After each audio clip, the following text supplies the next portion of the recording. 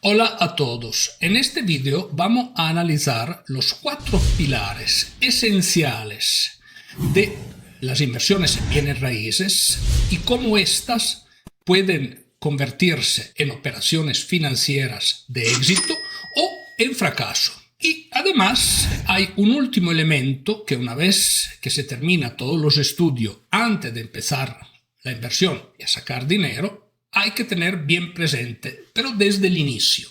Suscríbete al canal, comparta este vídeo entre tus amigos y deme tu like si te gusta el contenido. A la hora de hacer una inversión en bienes raíces, y esta puede ser una inversión de tipo comercial, residencial o un terreno para algún tipo de desarrollo turístico o agrícola, hay que saber bien lo que se está haciendo. Y hay 4 pilares esenciales que hay que explotar al máximo con el fin de evitar errores. El primero que todo, ese due diligence nos tiene que explicar exactamente el historial de esta propiedad, lo que esta propiedad ha sido, de qué mano en qué mano ha pasado, y eventualmente nos tiene que aclarar todos los pormenores o todas las cosas poco claras que están alrededor de ella. El no hacer claramente este due diligence puede costar muchísimo dinero y puede causarte una pérdida importante de tu patrimonio. Y aquí les voy a hacer un ejemplo. Iba a comprar un terreno para la construcción de un pequeño residencial, un pequeño condominio de vacaciones en una playa importante, en una playa famosa. Todo era perfecto, hicimos un anteproyecto, pero gracias a este due diligence y gracias a haber hecho el due diligence con 2 abogados diferentes para escuchar exactamente cada uno que decía, descubrí que este terreno tenía una anotación. Venía de una imperfección en el historial de propiedad de la finca madre, de la finca grande donde iba a comprar el terreno para el desarrollo. Por culpa de esta pequeña anotación que existía, muchos bancos no hubiesen otorgado financiamiento a los que estaban interesados en las propiedades que se iban a desarrollar. Entonces traté de hablar con la propiedad, ellos trataron de corregir esto.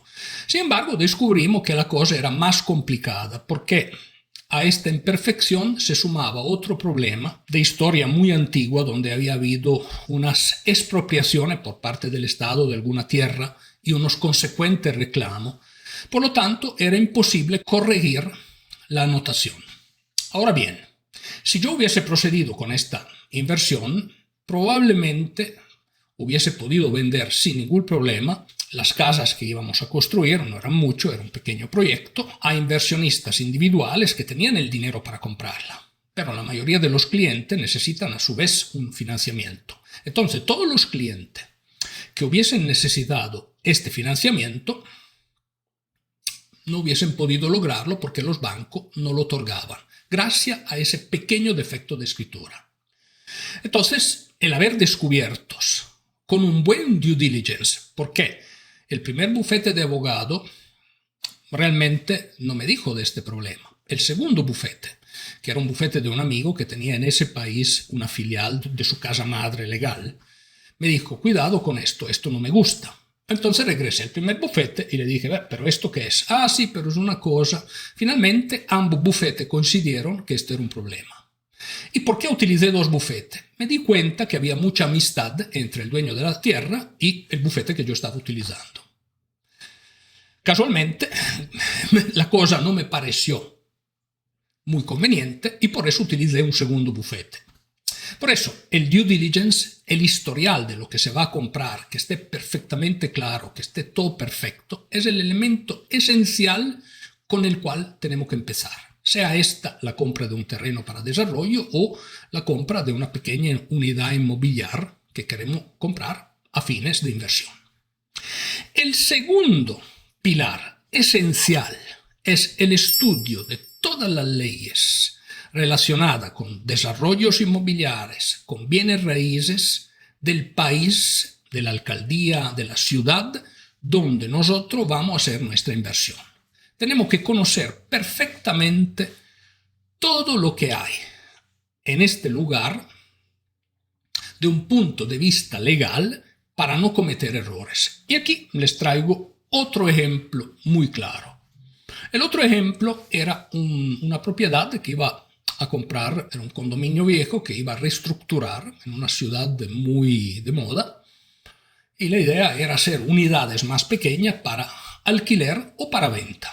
Inicialmente la idea era de tenerlo como alquiler, pero uno no sabe si ocupa vender, tener la posibilidad también de venderla y tener una utilidad sobre esta operación. Ahora bien, perfecto. Acordamos un precio muy conveniente para poder realizar este desarrollo. Los propietarios me hicieron un superprecio. Hicimos todos los estudios financieros del caso, bancario, todo cuadraba perfectamente. Había un pequeño detalle. Las leyes del país donde iba a construir daban en los accesos condominio requerían, me parece, 4,5 metros mínimo. Y le faltaban 10 centímetros, 10-15 centímetros. Era ya una estructura existente con todas sus columnas. Entonces, para poder aprovechar el proyecto como lo quería hacer, tenía que tener el espacio para hacer los parqueos, por lo menos un parqueo por apartamento, que era lo que requería la ley, y el ingreso.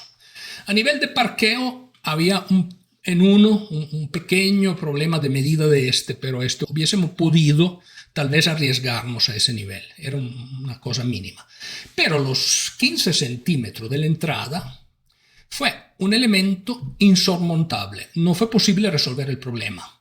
Hablamos con la alcaldía diferentes veces y nos daban el permiso para tener una entrada más pequeña. Y no hubo forma de lograr el permiso para poder tener una entrada más pequeña. Entonces teníamos un proyecto perfecto, un anteproyecto perfecto, el sistema de financiamiento del mismo proyecto perfecto, pero por esta pequeña ley de construcción, el proyecto no era factible. Entonces, si yo hubiese invertido en esa propiedad, muy probablemente a la hora de remodelarlas, etcétera, no iba a lograrlo. Después los permisos para poder vender y para poderla utilizar como tenía que ser. Proyecto descartado. Pero además de las leyes ambientales, de construcción, de toda la normativa residencial y comercial a segunda del tipo de proyecto que hay que estudiar, los retiros de calle, el agua potable, todos los elementos necesarios para poder hacer la construcción, hay que estudiar también toda la parte de impuestos y la perspectiva de impuesto que hay. ¿Por qué? Un proyecto que dure poco, digamos que pueda durar año y medio, pero hay proyectos que duran, por su complejidad entre tramitología, realización y venta, varios años. Entonces pueden cambiar las perspectivas, por ejemplo, de costos y de impuestos, las perspectivas fiscales. Parte del estudio de las leyes tiene que ser también la parte fiscal.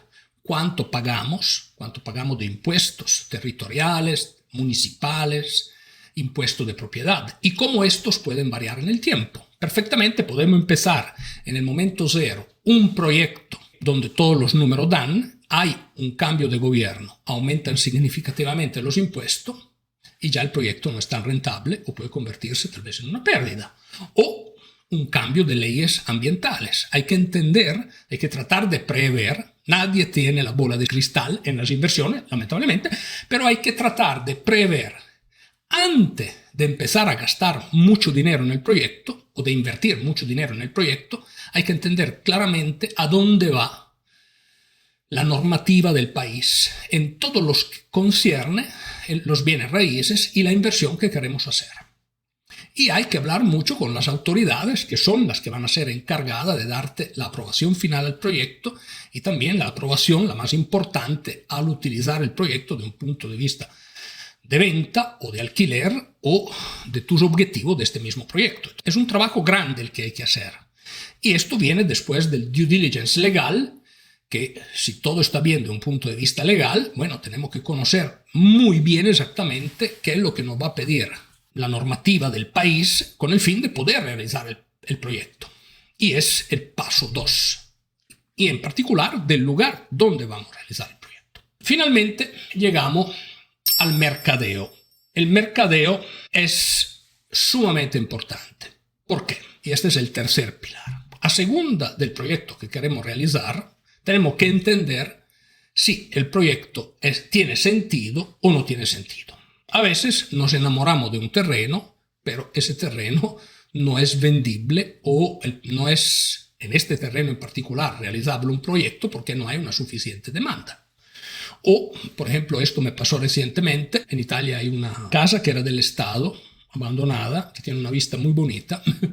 Y entonces yo traté de comprarla, empecé a hacer unos estudios con los profesionales del lugar y inmediatamente me dijeron, mira, no vale la pena porque remodelar esta casa te cuesta mucho más que hacer una nueva. Entonces, descartado. El lugar bello, etcétera, pero cuesta más la remodelación que comprar un pedacito de tierra al lado y si uno quiere hacer algo allí. El costo es mucho más alto. Entonces hay que entender bien el mercadeo, hay que entender bien si es vendible. En este lugar, hablando de mercadeo, sí, el lugar es muy bonito y esa es la parte importante. Aquí había dos elementos. El tema de costo, que esto se resuelve en el análisis de factibilidad económica. Pero hay el tema de si después es vendible el bien. Porque uno puede enamorarse de algo, pero si tú inviertes 100 en algo y después ocupas venderlo, recupera 40, el proyecto no tiene sentido. Y esto te lo dice un buen estudio de mercadeo. El estudio de mercadeo tiene que tener claro los costos, como he dicho, por ejemplo, el ejemplo de la casa, porque en función de los costos tú sabrás si después lo tiene que vender, y la demanda. Muchas veces hay empresas especializadas que dicen que te hacen el estudio de mercadeo. Y en unos casos las he usado, pero he descubierto que el estudio de mercadeo se puede hacer, y es un estudio donde en muchos casos se puede ahorrar dinero, hasta ustedes mismos lo pueden hacer. ¿Cómo? Simplemente estudiando las propiedades alrededor del lugar y todas las agencias de venta de bienes raíces que tienen y qué precio tienen. Y hablando con los diferentes agentes. Nunca confiar en uno solo. Hay que por lo menos reunirse antes de hacer la inversión, por lo menos reunirse con 3, yo aconsejo, si el lugar lo permite, más de 5. Y escuchar el punto de vista de cada uno. Los pormenores. Tratar inclusive de comprar algo, de ver qué te ofrecen. Y después comparar lo que te ofrecen con lo que tú tienes. Ver cuántas propiedades hay a la venta, qué costo tienen, si hay muchas y no hay demanda. Gracias a este estudio te darás cuenta que tal vez no hay demanda y tal vez el proyecto no tiene sentido. En el caso particular del pequeño ejemplo que hice, primero el costo era muy alto, entonces a la hora de revender no tenía sentido. Era más conveniente hacer una unidad al lado. Pero no hay demanda tampoco. El lugar es bellísimo, pero con muy poca demanda. Entonces, aunque partiendo de un terreno virgen para construirle encima, después el proyecto no era vendible. Entonces, hay que entender muy bien el mercadeo. Para entender muy bien el mercadeo, hay que tener un anteproyecto y tener una idea de cuánto cuesta ese anteproyecto. Repito, esto es el paso 3. Tienes que haber ya hecho el due diligence de la propiedad, tiene que ser perfecto. El estudio de todas las leyes ambientales, fiscales, de construcción, de alquilinato, de venta. Tienes que conocer muy bien todos los pormenores legales del lugar. Y después haces el primero y el segundo andan bien, bueno, pasas al tercero, llegas al mercadeo. Tienes que estar claro y seguro de cómo vas a comercializar el bien en el cual estás haciendo la inversión o los bienes. Y por último, y esto es consecuencia, digamos que los primeros 3 pasos son esenciales para tener éxito y para que el proyecto vaya bien. Pero el último es la parte de financiamiento. Entonces, la parte de financiamiento debes conocer muy bien cuánto cuesta la inversión y cuánto dinero te va a requerir ponerle. Y así estructurar claramente con el banco esa inversión. Hay muchísimos proyectos que quedan muertos como catedral en el desierto porque el desarrollador se quedó sin plata. ¿Por qué esto ocurre? Porque hicieron mal el estudio de los costos. El estudio de los costos es esencial. Se hacen con un anteproyecto y, además de esto, hay que estar holgado. Otro error grande que se hace a la hora de la financiación del proyecto es calcular todo tight. Normalmente en los proyectos hay variables e imprevistos que pueden significar un monto importante de hasta un 20-30%. Entonces, me imagino que muchos de estos desarrolladores que se quedan sin dinero no tienen la capacidad financiera de enfrentar estos imprevistos. Pero si esto era claro desde el inicio, el proyecto iba a correr perfectamente. Obviamente, encontrarse con un proyecto hasta en un 90% construido sin tener el último dinero para terminarlo significa haber perdido todo. Entonces, la parte financiera tiene que ser, en inglés se dice bulletproof, a prueba de bala, para que funcione. Pero en la vida, como dice Rubén Blade en Pedro Navaja, da sorpresa, muchas sorpresas. Y a veces ocurren cosas que no nos esperamos. Y aquí les voy a tener dos ejemplos. A veces hacemos una cosa, todo está bien, pero pasa algo que nos cambia los planes. Entonces, de último, y esto no es un pilar, pero hay que tenerlo claro desde el inicio de lo que se va a hacer.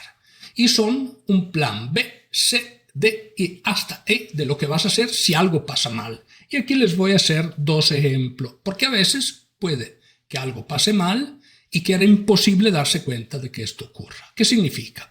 Compro esto para hacer un residencial, el residencial no me dan el permiso, no lo logro, bueno, puedo hacer esta otra cosa.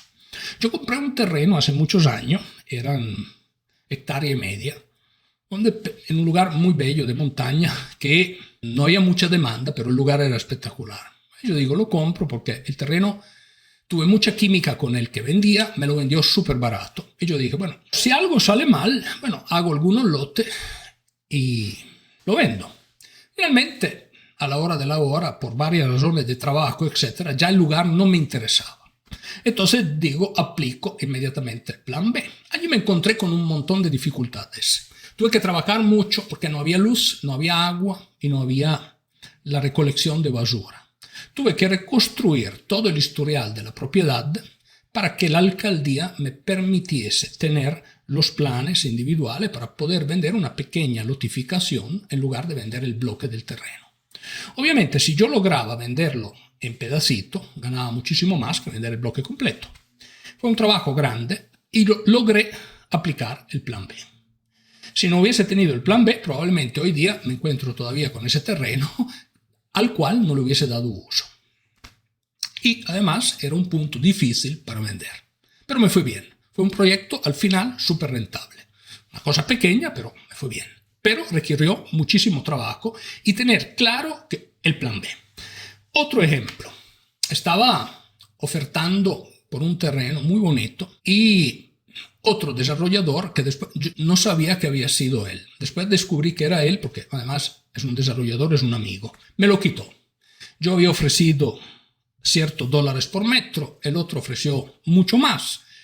Los que venden le dan obviamente al que le ofrece mucho más. Ya había hecho el due diligence legal, ya había hecho y conocía muy bien todas las leyes del lugar porque había desarrollado ya proyectos allí.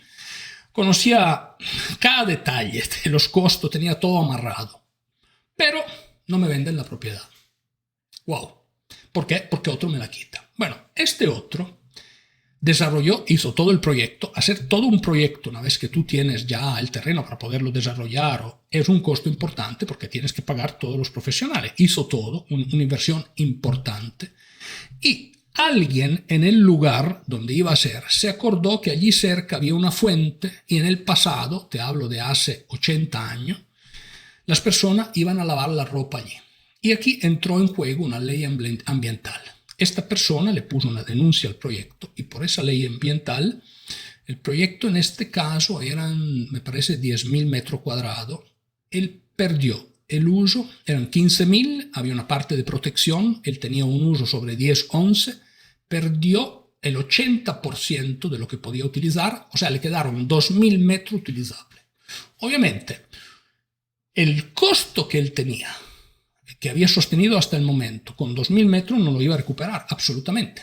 Entonces, estuvo muchos años, y no sé cómo ha terminado, por un imprevisto y por un imprevisto que le ocurrió en el camino. Por eso es importante tener siempre un plan B, C y D, con el fin de hacer frente a todos estos imprevistos.